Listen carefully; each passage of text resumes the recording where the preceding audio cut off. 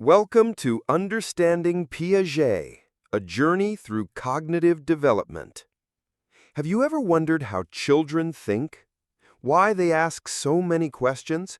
Or why they sometimes believe that their teddy bear has feelings? Well, you're not alone. In fact, one of the greatest minds of the 20th century dedicated his life to exploring those very questions. His name was Jean Piaget, a man whose groundbreaking work helped us see childhood not as a miniature version of adulthood, but as a dynamic, evolving process of mental growth. In this audiobook, we'll travel through the fascinating world of Piaget's theory of cognitive development. From infancy to adolescence, we'll unpack how children make sense of the world and how their thinking changes along the way. Whether you're a parent, educator, student, or simply curious about human development, this journey will open your eyes to the invisible world of the mind in motion. So sit back, relax, and let's dive into the incredible story of how we learn to think. Chapter 1. Who was Jean Piaget? Welcome to Chapter 1 of our journey through the mind of one of the most influential psychologists of all time, Jean Piaget. In this chapter, we're not just going to throw facts at you. No, we're going to explore the life, the passions, and the discoveries of a man whose work transformed how we understand the way children think and learn. So, sit back, relax, and allow your curiosity to guide you. Section 1. A Curious Child. Imagine a young boy in Switzerland, not more than 10 years old, hunched over a notebook observing birds, insects, and seashells. This boy wasn't just playing, he was researching. That child was Jean Piaget. Born in 1896 in the city of Neuchâtel, Switzerland, Piaget's story didn't begin in a psychology lab. It began in nature. His father, a historian, taught him to think deeply and patiently, while his mother inspired his interest in the spiritual and emotional side of life. But it was Piaget's own boundless curiosity that truly set him on his path. By the age of 11, he had already published his first scientific paper about an albino sparrow he spotted in the park. Can you imagine being 11 and already a published author? That was Piaget, a child scientist in the making. His early fascination with biology and natural sciences planted the seed for his later revolutionary work in psychology. He didn't know it yet, but his love for living things would grow into a passion for understanding how the human mind itself develops and evolves. Section 2. From Biology to Philosophy. As Piaget matured, he dove deep into the world of biology, earning a Ph.D. in natural sciences by the time he was 22. But something fascinating happened. While working in Paris at the Alfred Binet Laboratory, a center known for intelligence testing, Piaget began noticing something peculiar. He wasn't interested in whether children got answers right or wrong. Instead, he was fascinated by how they thought. What kinds of mistakes did they make? Why did they make them? Was there a pattern? Could those patterns reveal something deeper about the human mind? These questions began to steer him away from biology and toward psychology and philosophy. Piaget realized that understanding the development of thought was like decoding the growth of a living organism. He started asking, how do children develop knowledge? How does intelligence grow? And just like that, the seeds of his cognitive development theory began to take root. Section 3. The Birth of a Theory. Let's pause here for a moment. Think about a child you know. Maybe your son, your daughter, a younger sibling, or even your younger self. Have you ever noticed how a toddler sees the world differently than a 10-year-old? Why is that? This observation became Piaget's obsession. He began observing his own 3 children, not just as a parent, but as a scientist. He watched them grow, learn, make mistakes, ask questions, and wonder about the world. He didn't just listen to their words, he paid attention to their thinking. Through these observations, Piaget discovered that children don't just know less than adults. They think differently, radically differently. Their minds are not miniature versions of grown-up minds. They go through stages. Each stage is a complete transformation in how they see and understand the world. This was groundbreaking. Before Piaget, people often thought of children as passive learners, simply waiting to be filled with knowledge. But Piaget flipped that idea on its head. He said that children are active participants in their own learning. They build knowledge, piece by piece, like little scientists. So, the perfect time to meet them is when they are geniuses in the making. Section 4. A revolutionary idea. Let's take a moment to imagine what this meant in the early 20th century. Most education systems were focused on rote memorization, repetition, and strict discipline. Children were expected to conform, obey, and absorb information without questioning. But here was Jean Piaget suggesting something radical. Children are not empty vessels. They are builders, architects of their own understanding. He proposed that every child moves through 4 stages of cognitive development: sensorimotor, preoperational, concrete operational, and formal operational. Each stage represented a new way of thinking, a new level of reasoning, and a new type of interaction with the world. And these changes weren't just about age, they were about readiness. Children couldn't be pushed into higher thinking before their minds were ready. Piaget's work wasn't just a theory, it was a call to rethink everything about how we teach, parent, and understand human growth. Section 5. Recognition and global impact. As Piaget continued publishing his findings, his influence spread far and wide. He wrote over 60 books and hundreds of articles. His work was translated into dozens of languages. Universities and educators around the world began to listen. He became a professor at the University of Geneva and was later invited to help shape UNESCO's education policies. His theory even influenced the foundation of modern early childhood education programs like Montessori and constructivist learning models. Even today, decades after his passing in 1980, Piaget's fingerprints are all over classrooms, psychology textbooks, and parenting guides. Think about that. One man's careful observations of his own children changed how millions of children are taught, understood, and nurtured. Section 6. The man behind the theory. Let's pull back the curtain a little bit. Piaget wasn't just a scientist. He was a philosopher, a dreamer, a lover of ideas. He believed in the capacity of human beings to grow, evolve, and transform. He wasn't interested in quick fixes or test scores. He wanted to understand the deeper questions. What does it mean to know something? How do we move from confusion to clarity? What makes a mind develop? He wasn't flashy. He didn't chase fame. He followed curiosity wherever it led him. And perhaps most importantly, he respected children. He treated them as intelligent beings, worthy of study, patience, and care. Section 7. Why Piaget still matters. As we close this chapter, let's reflect on why Piaget's life and work matter to us today.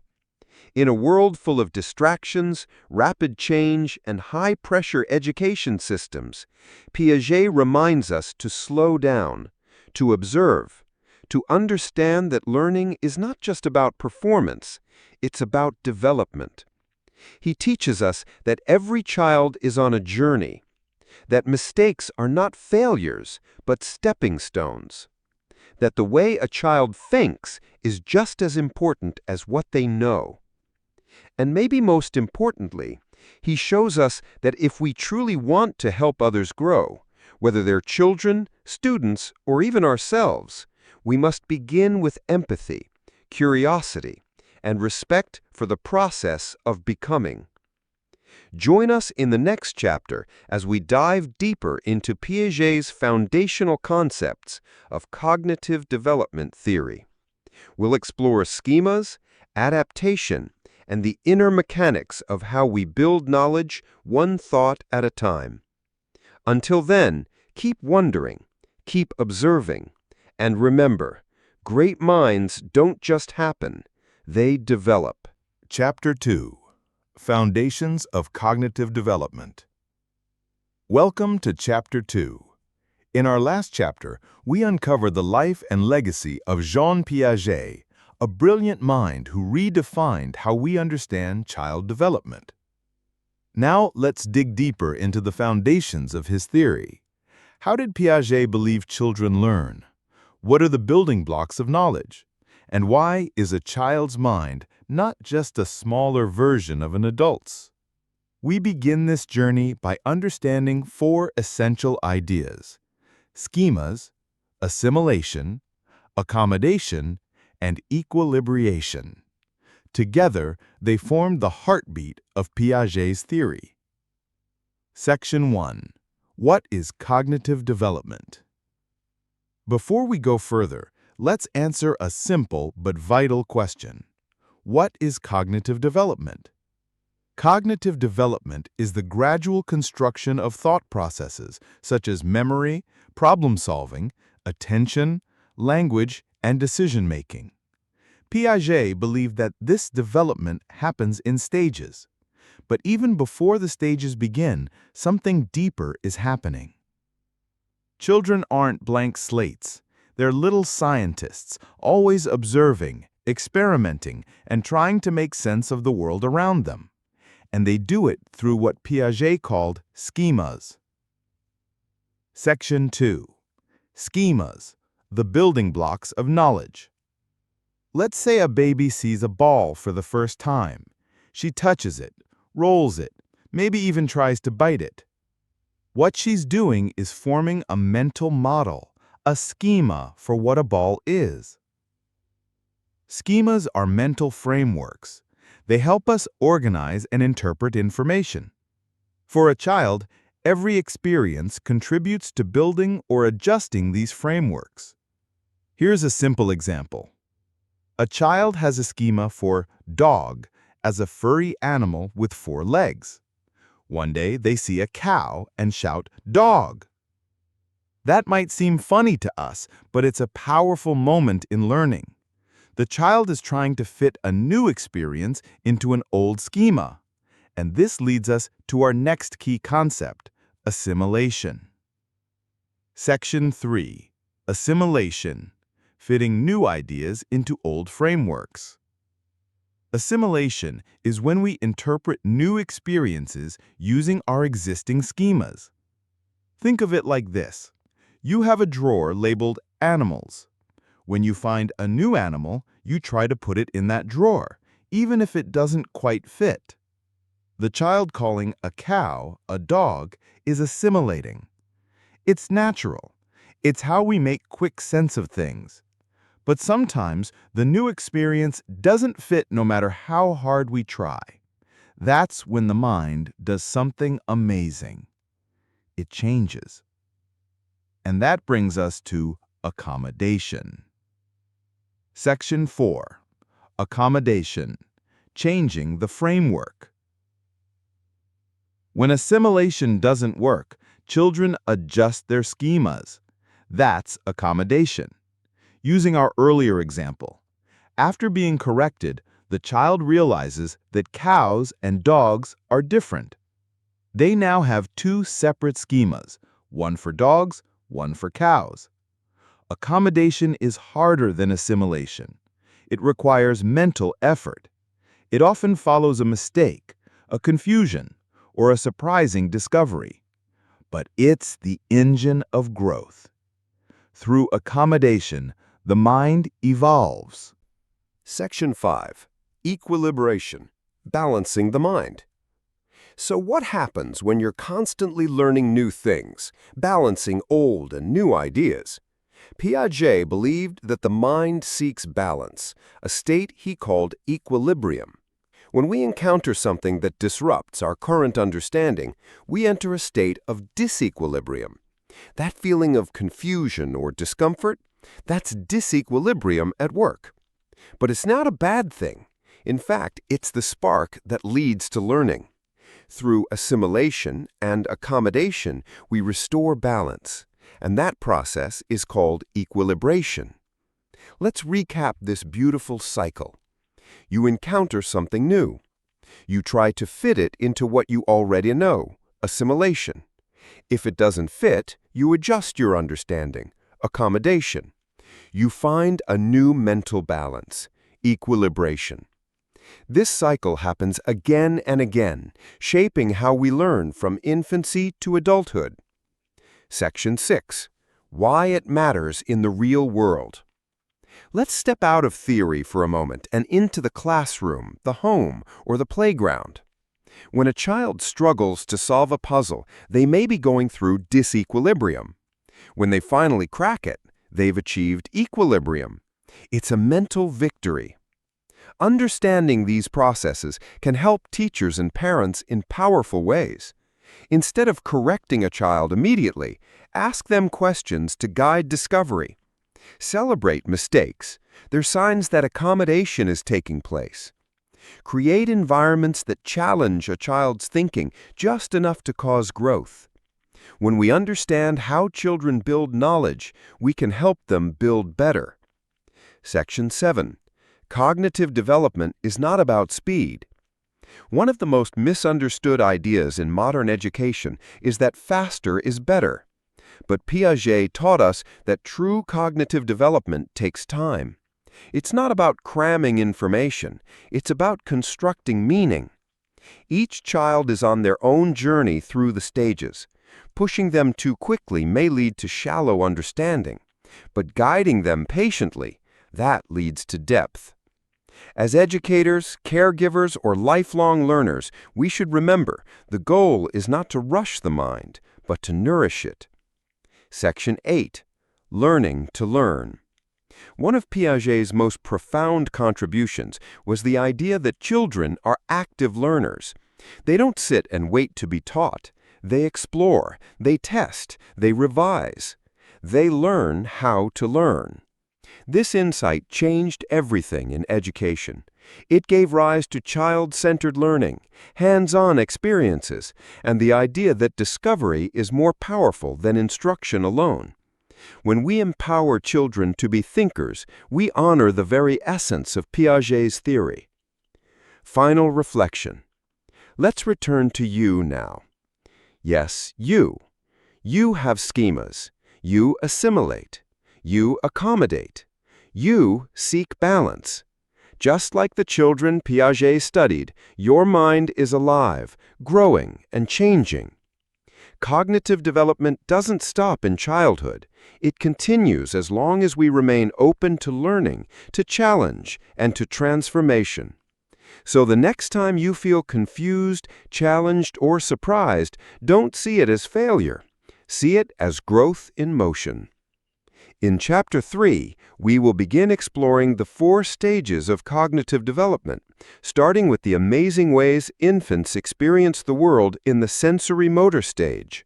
Until then, stay curious, stay open, and remember, every moment of confusion is a doorway to deeper understanding. Chapter 3. The 4 Stages of Cognitive Development. Welcome to Chapter 3. In our last chapter, we explored the beautiful mechanisms that shape the way we learn: schemas, assimilation, accommodation, and equilibration. Now, it's time to step into the heart of Piaget's theory, the 4 stages of cognitive development. Imagine a child's mind as a growing tree. Each stage is like a new ring added to the trunk, a layer of growth, a new way of thinking. And just like trees, children don't skip rings. They grow steadily, stage by stage. Let's begin. Section 1. Why stages? Jean Piaget believed that cognitive development unfolds in a fixed sequence. Every child moves through these stages in the same order, though the speed may vary. Why stages? Because children think differently at each phase. Not better or worse, but fundamentally different. Just as a caterpillar becomes a butterfly, a child's mind transforms from simple reflexes to abstract thought. These stages are sensorimotor stage, birth to 2 years, preoperational stage, 2 to 7 years, concrete operational stage, 7 to 11 years, and formal operational stage, 12 years and up. Each of these stages builds upon the last. Let's take a quick glimpse at each before diving deeper in upcoming chapters. Section 2. Sensorimotor stage, birth to 2 years. Imagine a baby just beginning to discover the world. In this stage, infants use their senses and motor skills to explore.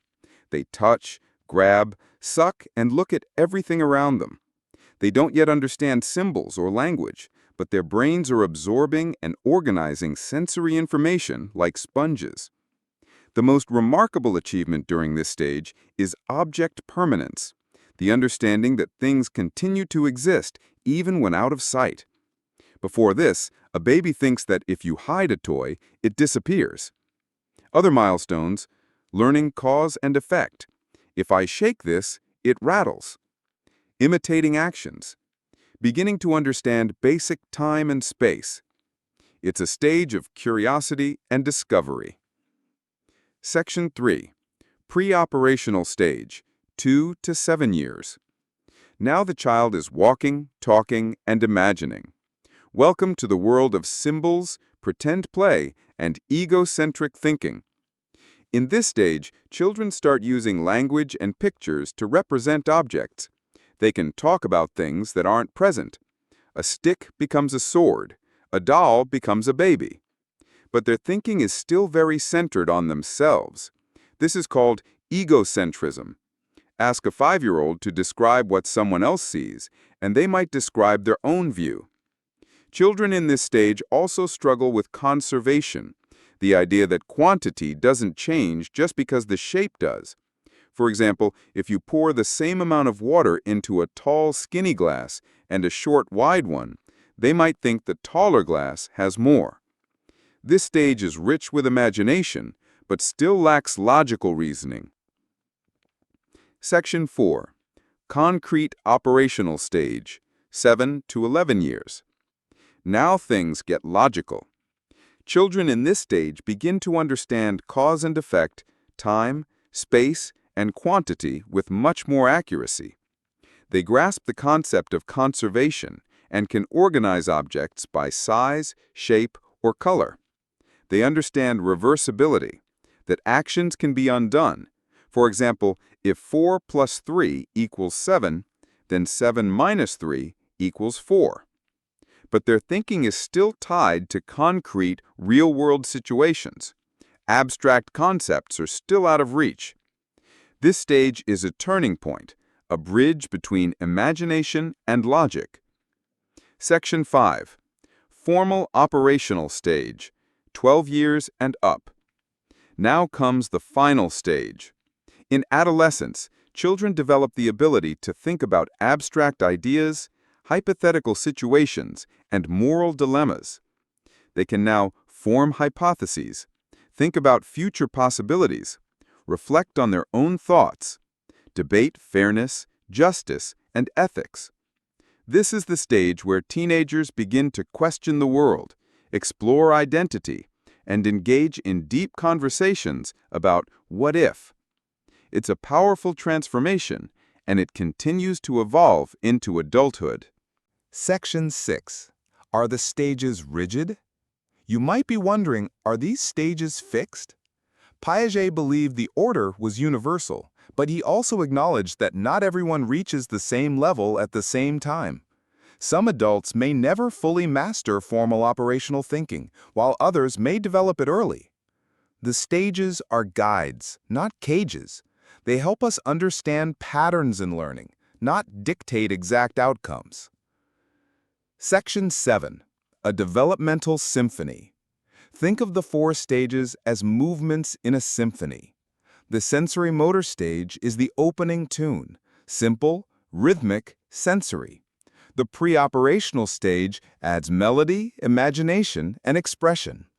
The concrete stage brings harmony and structure, and the formal operational stage introduces complexity, abstraction, and variation. Each stage contributes to the masterpiece of a developing mind. Final reflection. As we close this chapter, take a moment to reflect on your own journey. Can you remember when you first realized that people see the world differently than you do? When you solved a math problem by thinking it through? When you imagined a future or questioned the rules? Those were signs of stages unfolding in your own mind. And if you're a parent, teacher, or caregiver, think of the children in your life. Observe where they are. Celebrate it. Challenge them just enough to grow. In the next 4 chapters, we'll explore each stage in rich detail, starting with the magical world of infants in the sensorimotor stage. Until then, remember, the journey of thought is not a race, it's a story of becoming. Chapter 4. The sensorimotor stage. The world through senses and movement. Welcome back to our journey through Piaget's remarkable theory of cognitive development. In the last chapter, we traveled through the 4 distinct stages that Jean Piaget outlined, like a grand staircase of thinking that every child climbs. Now we pause to zoom in, to linger, and to truly understand each stage in depth, beginning at the very beginning. Today, in Chapter 4, we enter the world of the newborn, a world where thoughts are silent and actions speak loudest. This is the sensorimotor stage, and it spans from birth to approximately 2 years of age. So, whether you're a parent observing your baby's curious gaze, a student exploring psychology, or a teacher shaping young minds, this chapter will help you see infancy in an entirely new light. Let's begin. Section 1. The nature of the sensorimotor stage. Imagine being dropped into a world where you know nothing. You can't speak, you can't understand words, and you don't know what anything is. But you can see, you can feel, you can hear, you can touch, and little by little, through those senses, you begin to learn. This is the foundation of the sensorimotor stage. In this phase, infants learn through sensory experiences, sight, sound, touch, taste, smell, and motor activities, grasping, reaching, crawling, mouthing. There's no abstract thinking yet. Everything they know is rooted in what they can directly experience. They don't yet have a mental representation of the world. They are building it piece by piece, moment by moment. Section 2. Substages of sensorimotor development. Piaget didn't just define this stage broadly. He went deeper and broke it into 6 progressive substages. Let's walk through them together. 1. Reflexive schemes, birth to 1 month. This is where it all begins. Newborns rely on innate reflexes, sucking, grasping, blinking, and rooting. These aren't learned behaviors, they're automatic responses to stimuli. For example, touch a newborn's cheek and they'll turn to suck. It's survival, but it's also the start of learning. Even at this stage, infants begin to modify these reflexes based on experience. 2. Primary circular reactions, 1 to 4 months. Here, babies discover that their own body movements can be interesting and pleasurable. They start repeating actions that involve their own bodies. They might accidentally suck their thumb and then do it again because it felt good. That's a primary circular reaction. It's me and my body, a personal experiment. 3. Secondary circular reactions, 4 to 8 months. Now attention shifts outward. Babies begin to act upon the environment. They shake a rattle and love the sound, so they shake it again and again. They've discovered cause and effect. If I do this, that happens. This is the first time infants start to understand they can influence their surroundings. 4. Coordination of secondary circular reactions, 8 to 12 months. This is a big step. Intentionality. Babies now start to combine actions to achieve goals. They might move a blanket to reach a hidden toy or pull a string to get a bell. They are planning, problem-solving, and demonstrating true purpose. This is also when object permanence begins to emerge, a concept we'll discuss deeply in a moment. 5. Tertiary circular reactions, 12 to 18 months. Welcome to the age of the tiny scientist. Children at this stage begin experimenting with the world in new ways. They repeat actions with slight variations just to see what happens. Drop a spoon from a high chair and watch it fall. Then do it again and again. They're not trying to annoy you. They're experimenting. What happens if I drop it sideways? What if it lands on the cat? 6. Mental representation, 18 to 24 months.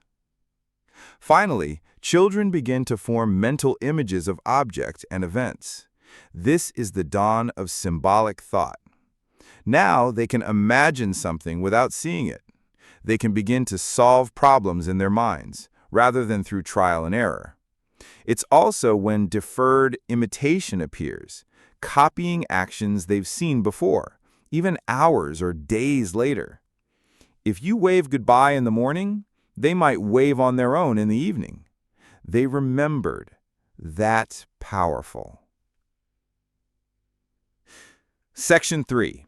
Object permanence, the game changer. Perhaps the most famous achievement of the sensorimotor stage is object permanence. It's the understanding that things continue to exist even when you can't see them. Before developing this, if you hide a toy behind your back, the baby thinks it's gone forever. Poof! Gone. But once object permanence kicks in, they'll look for the toy. They know it didn't vanish. It's just hidden. This concept lays the foundation for memory, problem-solving, and trust. It's a major milestone that usually begins to appear around 8 months and becomes more stable by 12 to 18 months. Section 4. Imitation, play, and early learning. Learning isn't just about reacting. It's about imitating and playing too. Babies mimic facial expressions, hand movements, and eventually words. They're absorbing everything. Through imitation, they begin to understand social interactions and communication. Play becomes more intentional and exploratory. They bang, stack, shake, throw. Every action is a question. What does this do? Can I control it? What sound does it make? Even something as simple as peekaboo teaches timing, presence, and object permanence. Section 5. The parent's role in the sensorimotor stage. As a parent, caregiver, or teacher, your role in this stage is powerful. Engaging with your baby through talking, eye contact, touch, responding to cues, offering safe objects to explore, all help to stimulate the brain and reinforce learning. You are their laboratory. You are their mirror. You are their connection to understanding the world. Section 6. Real-life examples and reflections. Let's take a moment to bring these ideas to life. A 3-month-old coos at the sound of a rattle. They're experiencing secondary circular reactions. A 9-month-old moves a pillow to grab a hidden ball. They're coordinating actions with purpose. A 15-month-old drops different objects in water just to see which float. They're deep into tertiary reactions. A 22-month-old pretends to stir a pot with a spoon. That's symbolic thought blossoming. These little actions are not random. They are learning in motion. Final reflection: the power of a simple beginning.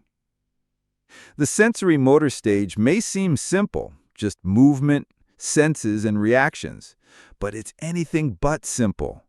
In just 2 years, a baby moves from reflexes to reasoning, from silence to speech, from grasping fingers to grasping ideas.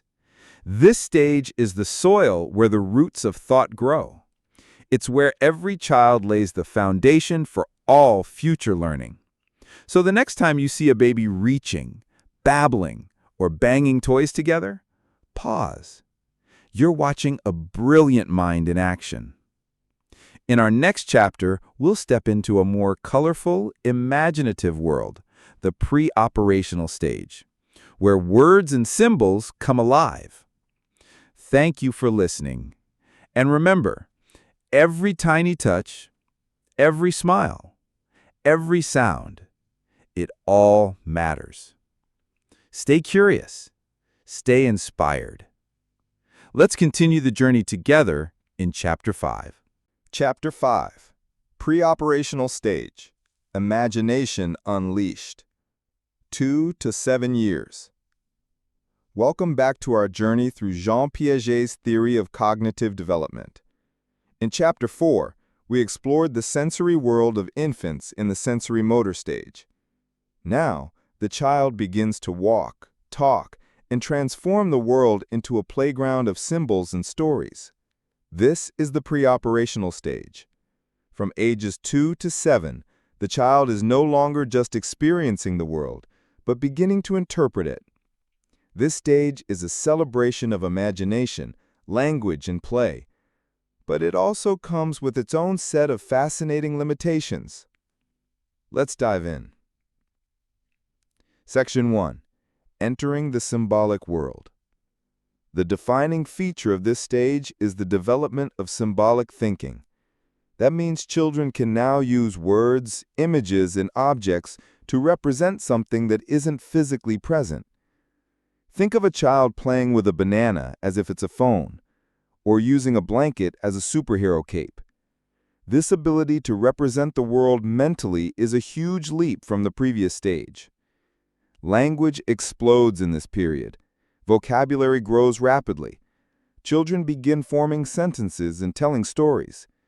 Their ability to communicate thoughts and emotions becomes much more refined. But their thinking is still very self-focused. Let's talk about that. Section 2. Egocentrism, the me-centered world. Egocentrism in Piaget's terms doesn't mean selfishness. It simply means that children at this stage have difficulty seeing the world from another person's point of view.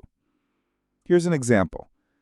If you show a child a mountain from one side and ask them to describe what someone on the opposite side sees, they will likely describe their own view, not the other person's. To them, what they see is what everyone sees. It's not stubbornness, it's just how their mind is wired at this stage. This makes for both amusing and enlightening interactions. Section 3. Animism and magical thinking. In the preoperational stage, the line between reality and fantasy blurs. Children often exhibit animistic thinking, the belief that inanimate objects have feelings and intentions. The sun is hiding because it's sad. Or my toy is crying because I left it outside. They talk to their stuffed animals as friends. They believe monsters live under the bed. While adults might dismiss this, Piaget saw it as evidence of how richly imaginative and symbolic a child's mind can be. This stage allows children to explore emotions and situations through play. It's the groundwork for empathy, storytelling, and creativity. Section 4. Lack of conservation. Let's perform a thought experiment. Imagine showing a child 2 identical glasses of juice, both filled equally. The child agrees they're the same. Now, pour the juice from one glass into a taller, skinnier glass, and then ask the child which has more juice. The child will likely say the taller one has more. This is because they haven't yet grasped conservation, the idea that quantity remains the same despite changes in shape or appearance. They focus on one aspect of a situation at a time, a limitation Piaget called centration. Other examples: believing 5 spaced-out coins are more than 5 close-together coins. Thinking a ball of clay is less than the same clay rolled into a snake shape. These errors reveal how their logic is intuitive, not analytical. Section 5. Theory of mind, a growing awareness. Though early in the pre-operational stage, children are egocentric, by the time they near 6 or 7, something incredible begins to emerge: theory of mind. This is the understanding that others have thoughts, feelings, and perspectives different from their own. A famous experiment to demonstrate this is the Sally Ann test. Sally puts a ball in a basket and leaves the room. Ann moves the ball to a box. When Sally returns, the child is asked where she will look for the ball. Children with developed theory of mind will say Sally will look in the basket because Sally doesn't know the ball was moved. This marks a big step in empathy and social understanding. Section 6.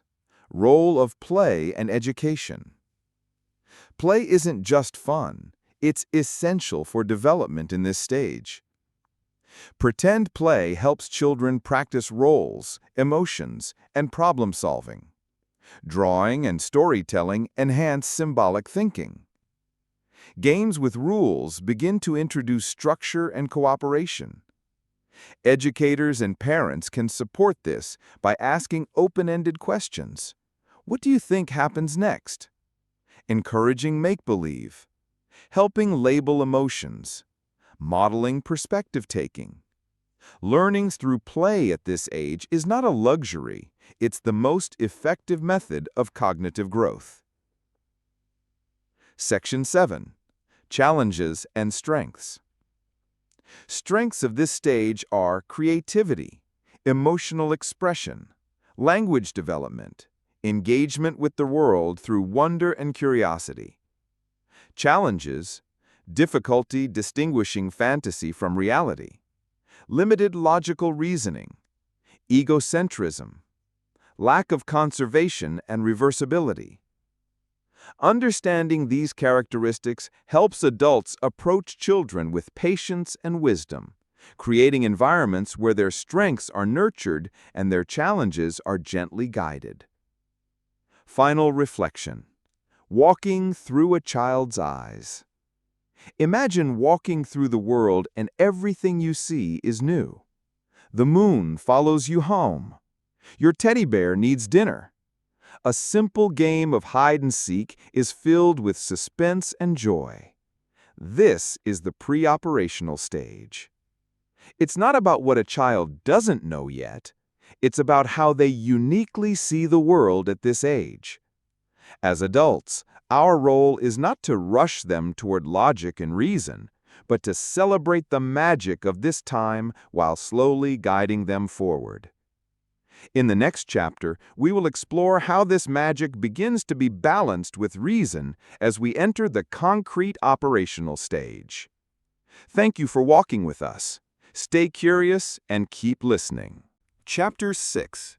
Concrete Operational Stage. Logic Takes Root. 7 to 11 years.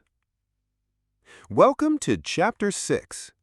In the last chapter, we wandered through the colorful world of the pre-operational stage, where imagination ruled and symbols danced.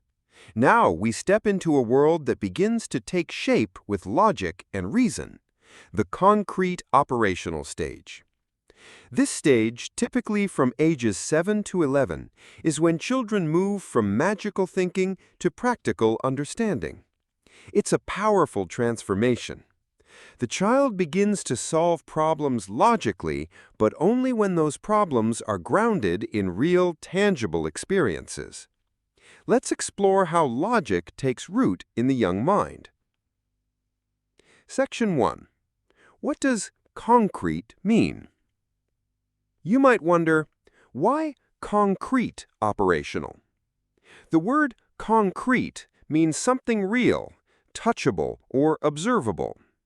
In this stage, children can perform operations or mental actions, but only on concrete objects or events.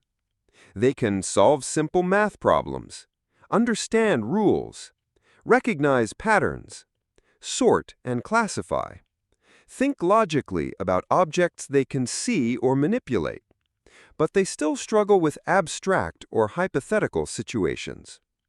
Think of this stage as planting seeds of logic. The soil must be real, visible, and graspable. Section 2. Key features of the concrete operational stage. Let's dive into the main cognitive achievements that define this stage. 1. Conservation. One of the biggest milestones is conservation. Children now understand that quantity stays the same even if appearance changes. For example, water in a tall, narrow glass and a short, wide one, same volume. A row of coins spread out, still the same number. A ball of clay squished flat, still the same amount. They get it now, and that shows their thinking has matured. 2. Classification.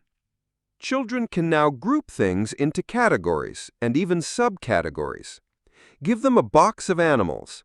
They can separate mammals from birds or farm animals from jungle animals. They can understand hierarchies. A cow is both a mammal and an animal. 3. Seriation. Seriation means putting things in order based on a property. For example, ordering sticks by length, arranging blocks from lightest to heaviest. This skill helps with math, measurement, and science later on. 4. Reversibility. Children can now understand that things can be undone. For instance, if you pour water into a different container, it can go back. If 5 plus 3 equals 8, then 8 minus 3 equals 5. This shows an important leap in understanding how processes work, both forward and backward. 5. Decentering. In the preoperational stage, children were egocentric. Now they can decenter, consider multiple aspects of a situation. If you give them 2 cookies but cut one in half, they won't say it's more just because there are more pieces. They can think about both number and size. 6. Perspective taking. They begin to understand that others have different thoughts, feelings, and views. This is the beginning of true empathy and cooperation. Section 3. Learning in the concrete operational stage. This is a golden age for learning. Children at this stage love structure, order, and hands-on activities. They learn best when they can physically interact with materials. Teaching strategies that work well include using visual aids and real-world examples, encouraging classification activities, asking them to explain their reasoning, solving problems with step-by-step methods. They enjoy puzzles, science experiments, and games that challenge their logical thinking. This is also a great time to teach moral reasoning, fairness, and cooperation through stories and group activities. Section 4. Emotional and social development. As thinking becomes more logical, emotional understanding grows too. Children start to recognize social rules, understand fairness, cooperate in group settings, value friendship and loyalty. They become better at resolving conflicts and thinking about how others feel. This stage sets the groundwork for complex social interactions in adolescence. Section 5. Limitations of this stage. While this stage brings a giant leap in logic, it still has its limits. Children in the concrete operational stage struggle with abstract ideas, have difficulty with hypothetical questions like, what if everyone could fly? They need concrete experiences to fully understand concepts. Their thinking is powerful, but still rooted in what they can see and touch. Abstract reasoning, thinking about ideas that don't exist in the real world, comes later. Section 6. Reflections for parents and teachers. If you work with children in this age group, here are some takeaways. Encourage exploration. Let them experiment and discover. Be patient.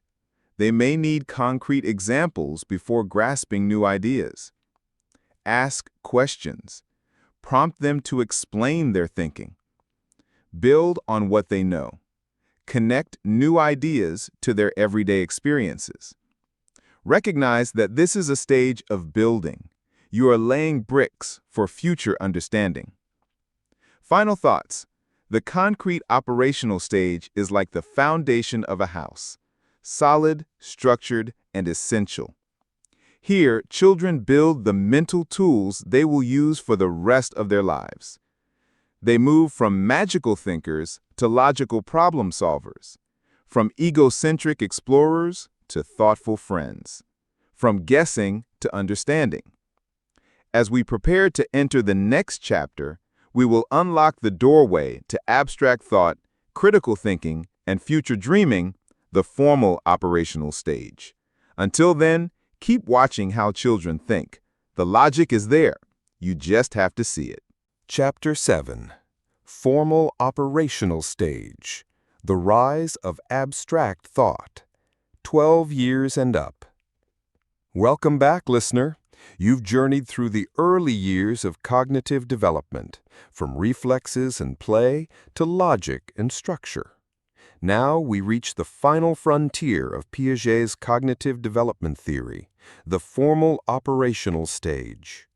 This stage begins around 12 years old and marks a profound transformation in how young minds think, reason, and imagine. It is during this time that thought transcends the tangible world, stepping boldly into the abstract.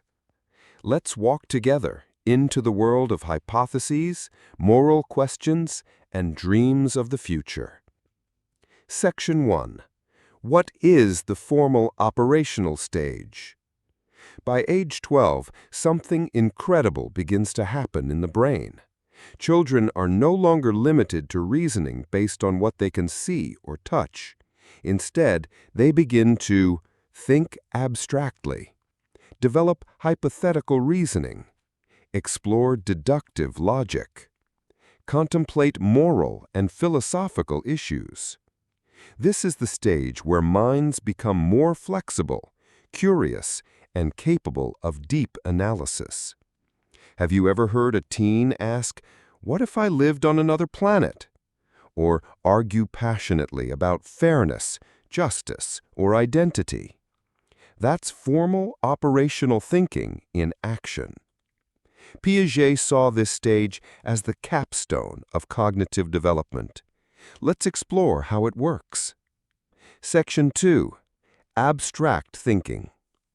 Abstract thinking is the ability to understand concepts that are not tied to concrete objects or specific experiences. It allows for ideas like freedom, love, honor, democracy, infinity. A younger child might understand that you love them because you hug them and read to them. But a formal operational thinker can understand love as an idea, even without seeing it. They begin to grasp metaphors, symbolism, and poetry. They reflect on values, beliefs, and ideas that cannot be seen but can be felt deeply. In other words, they begin to think beyond the now. Section 3.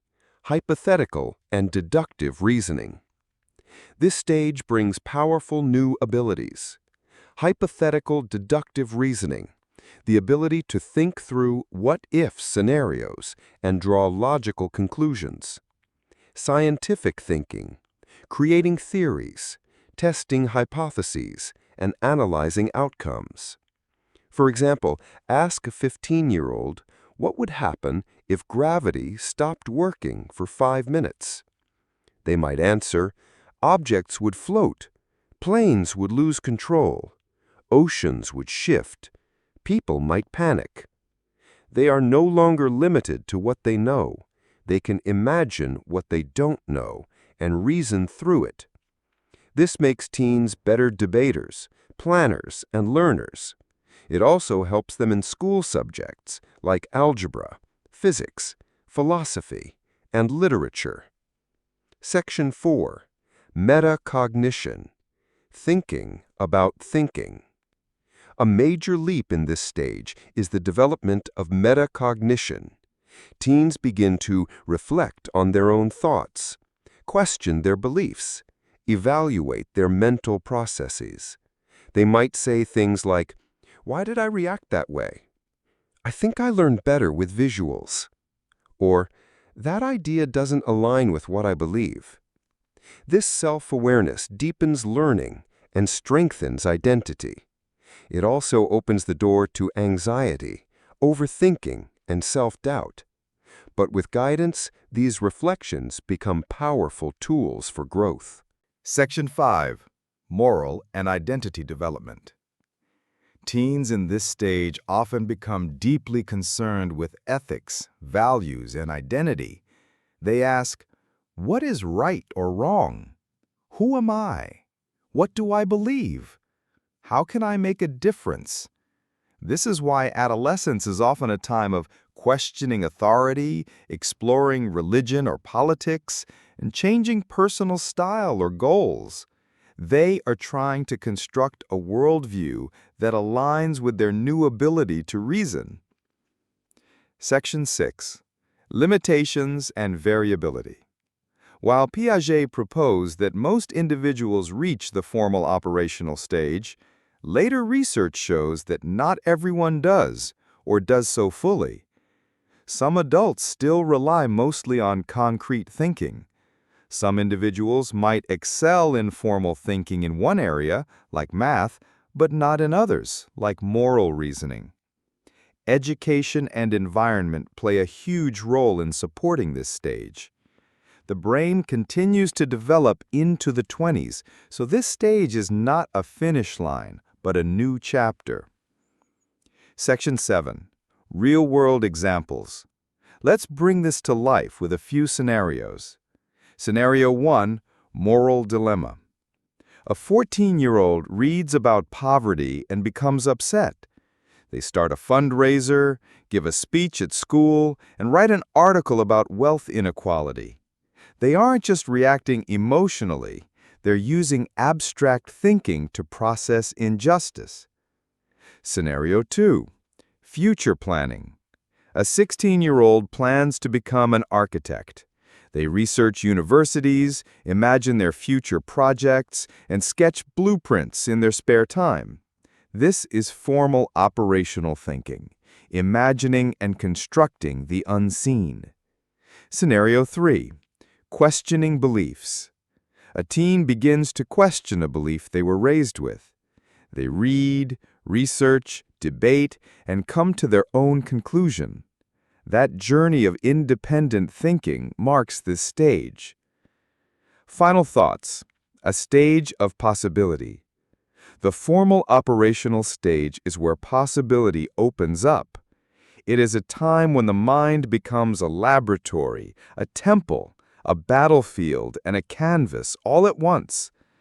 As parents, teachers, or mentors, we must encourage curiosity, provide complex challenges, invite ethical discussions, and support emotional growth. Because at this stage, teens are not just preparing for adulthood, they are constructing it. And for all of us listening today, perhaps this chapter invites us to revisit our own thinking.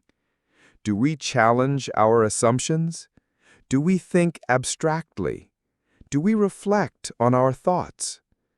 Piaget believed that cognitive development doesn't stop. It continues as long as we keep learning. So stay curious, stay open, and keep growing. In our next and final chapter, we will reflect on Piaget's lasting impact and explore how his theory shapes education, parenting, and the future of developmental science. Until then, keep asking the big questions. Chapter 8. The Legacy of Piaget. Why His Theory Still Matters. Welcome to the final chapter of this audiobook on Piaget's cognitive development theory.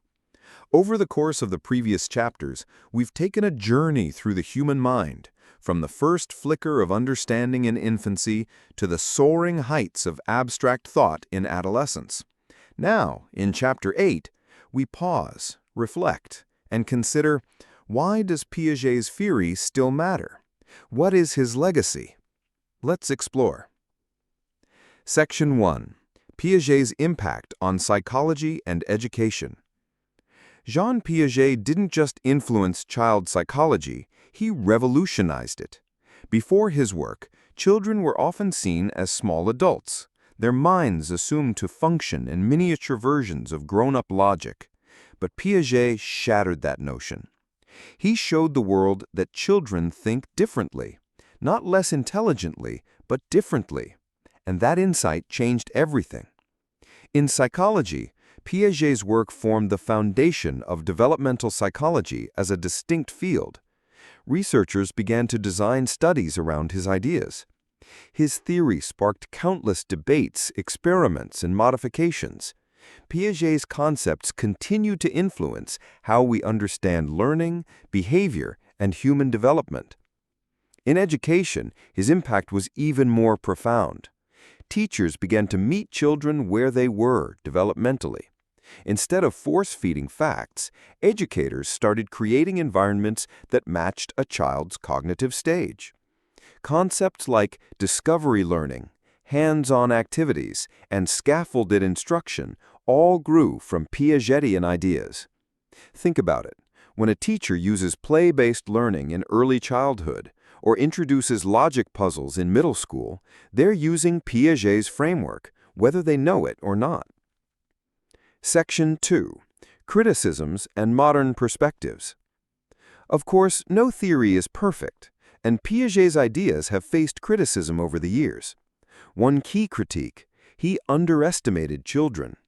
Later research showed that some children can perform tasks earlier than Piaget predicted, especially when the tasks are made simpler or more relevant. Another critique: he overemphasized stages. While Piaget's stage model is helpful, real development is often more fluid. Children might show advanced reasoning in one area and more basic thinking in another. Also, culture plays a bigger role than Piaget acknowledged. Modern researchers point out that children from different backgrounds might develop skills in different orders or ways, shaped by their environment and experiences.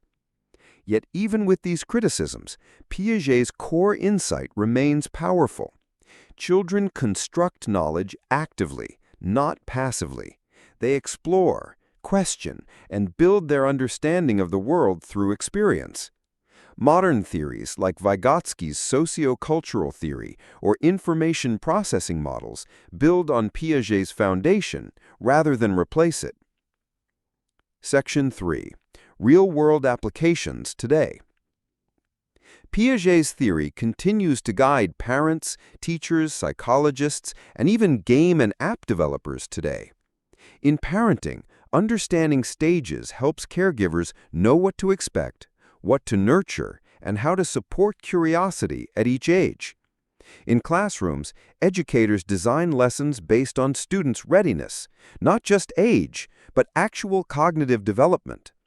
In therapy, child psychologists assess cognitive development to better tailor interventions. In tech and media, children's content is shaped around what children can understand and engage with at each stage. Even in the age of AI and advanced neuroscience, Piaget's theory reminds us that learning is not downloaded, it's built, brick by brick. Section 5. Reflection and Final Takeaways. As we close this chapter and this audiobook, it's a good moment to reflect. Think about your own life. When did you first start asking why?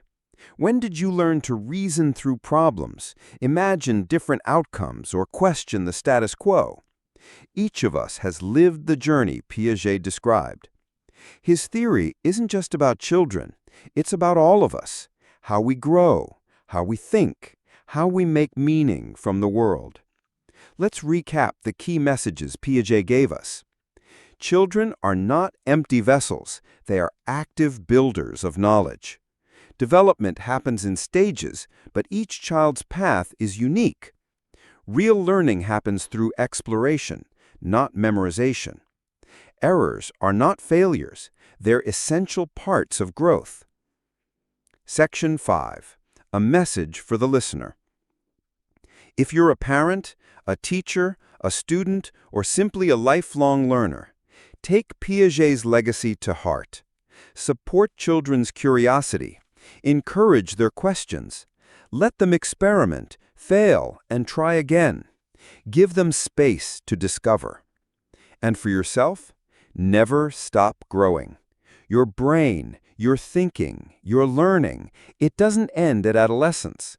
We are all, in many ways, still developing, still assimilating, still accommodating, still becoming. That is the enduring beauty of Piaget's work. Thank you for joining this journey through one of the most important psychological theories of the 20th century. Let the learning continue. Let the wonder never stop. Until next time, keep thinking, keep exploring, and remember, the mind is a magnificent thing to grow. Chapter 9. Criticisms and Contemporary Perspectives on Piaget's Theory. Welcome to Chapter 9 of our exploration into Jean Piaget's cognitive development theory. Now that we have thoroughly understood each stage of his model, it's time to take a step back and examine the broader picture. As with all groundbreaking theories, Piaget's work has been subject to critiques, reinterpretations, and ongoing discussion. This chapter will serve as a deep dive into the criticisms, modern perspectives, and how Piaget's ideas continue to influence cognitive science and education today. So grab a cup of tea, get comfortable, and let's open our minds to the dynamic world of theory evolution. Section 1. The Power and Limitation of Piaget's Methods.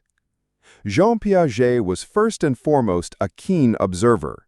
His theory emerged from watching children closely, often including his own. While this gave rise to a rich, nuanced understanding of child behavior, it also introduced limitations. Criticism number 1. Small, non-representative samples. Many of Piaget's observations were based on a limited number of children. Critics argue that this makes it hard to generalize his findings across cultures, socioeconomic backgrounds, and educational systems. Criticism number 2. Underestimating children's abilities. Research has shown that Piaget may have underestimated children's cognitive abilities, especially in the preoperational stage. Modern experiments demonstrate that with simplified instructions or different testing methods, children can show understanding earlier than Piaget claimed. Criticism number 3. Lack of attention to social and cultural influences.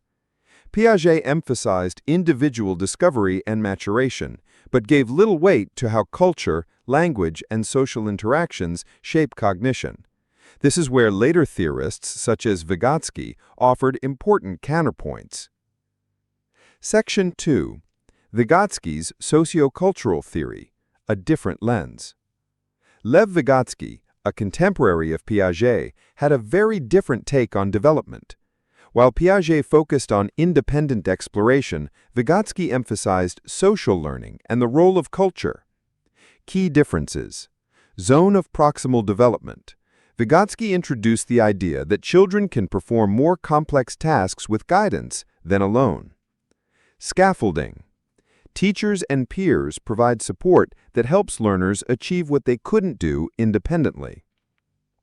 In a sense, Vygotsky filled in the social gaps in Piaget's work, reminding us that no child grows up in isolation.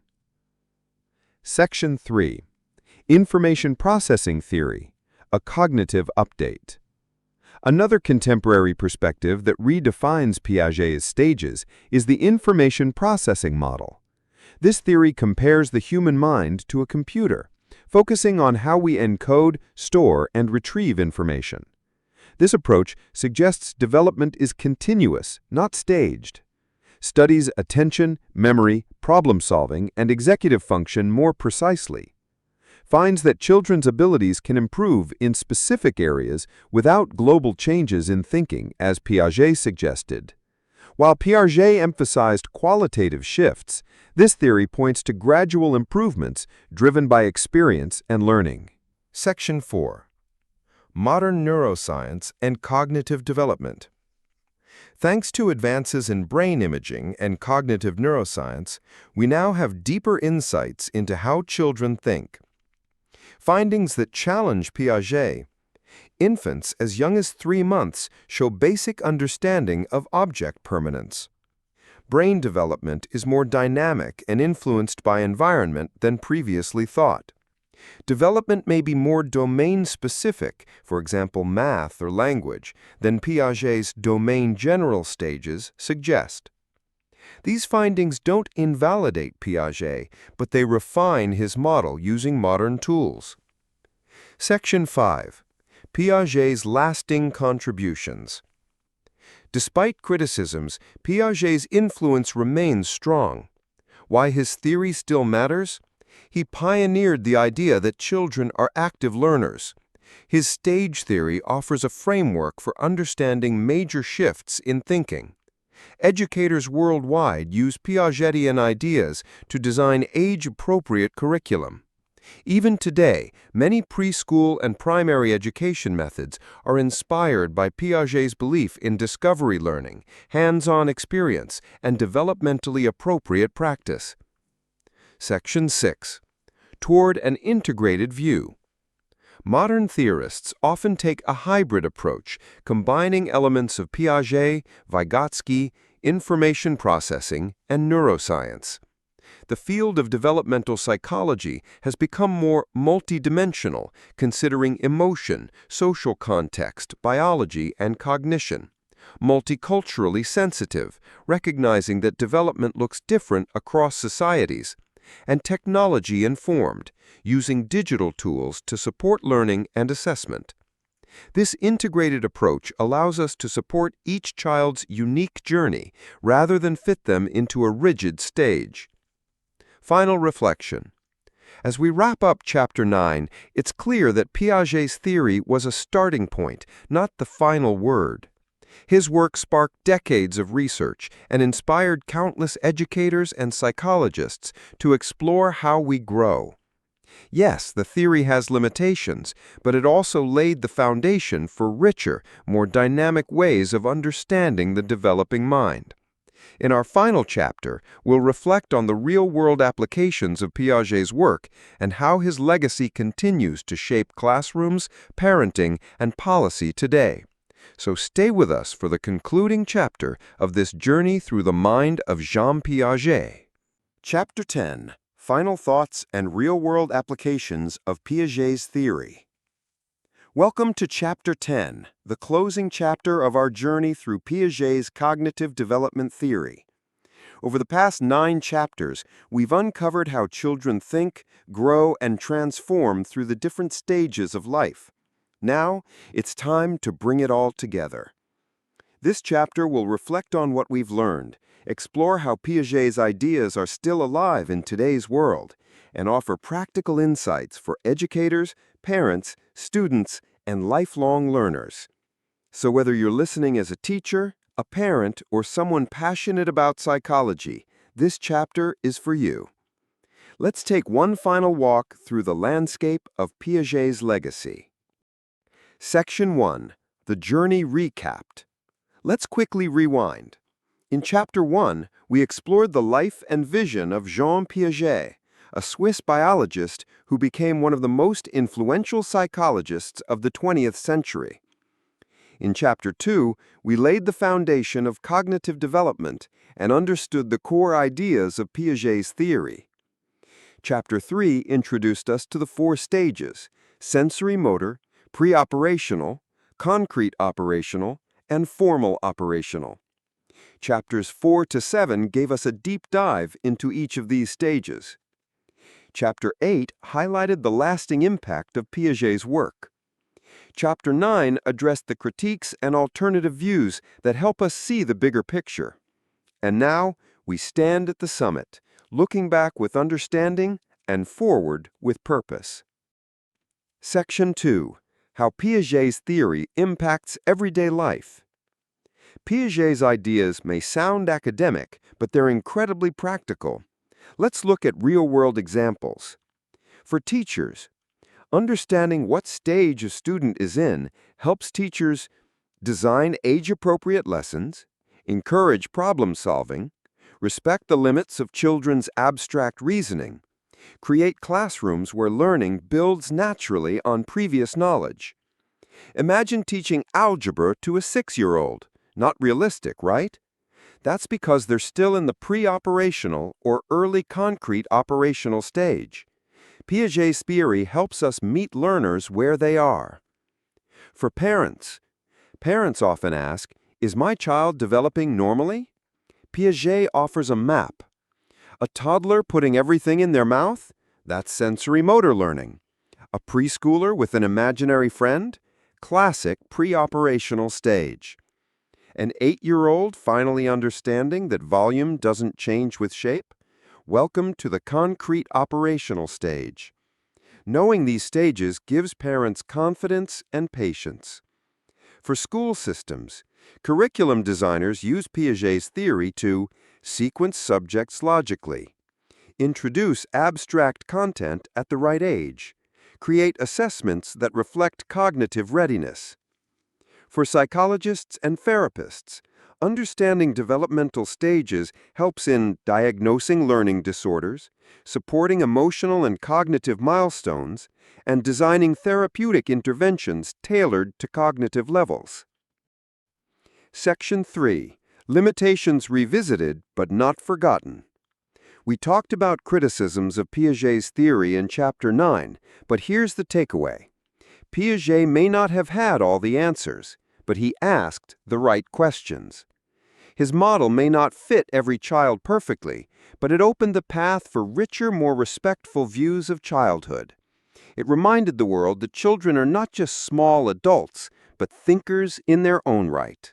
Section 4. Piaget in a Changing World. Today's children grow up with smartphones, social media, and digital learning. Does Piaget still matter? Absolutely. Technology may change what children learn, but not how their minds grow. They still pass through stages. They still construct understanding. They still need to explore, ask questions, and make mistakes. Modern education combines Piaget with neuroscience, artificial intelligence, and educational psychology. But at the core, his message stays the same. Children are active builders of their own knowledge. Section 5. Key takeaways for lifelong learners. Whether you're 7 or 70, Piaget's theory offers wisdom for all ages. Growth is a process. Don't rush it. Thinking evolves. Be patient with yourself and others. Mistakes are part of learning. Every wrong answer is a step toward the right one. Ask why. Curiosity is the engine of development. Even adults go through cognitive shifts. We learn new things, adapt to new cultures, pick up new skills. Piaget reminds us that growth is always possible. Section 6. A personal reflection. Think back to your own childhood. Can you spot the stages in your own journey? When did you first understand that two differently shaped glasses could hold the same amount? When did you start imagining futures or thinking about moral dilemmas? These moments tell the story of your own cognitive evolution. And if you're raising a child, teaching a class, or mentoring a young person, you're now equipped with a powerful lens. Final words. The legacy lives on. As we close this audiobook, take a deep breath and let it all settle in. Jean Piaget didn't just give us a theory, he gave us a way to see children, to respect their thinking, to marvel at their growth, and to walk alongside them with empathy and understanding. Whether you're using this knowledge in a classroom, at home, in your community, or in your own journey of self-discovery, remember, cognitive development is not a race to the finish. It is a journey of becoming. Thank you for joining this exploration. Keep questioning, keep growing, and never stop wondering how we learn to think the way we do. Until next time, stay curious,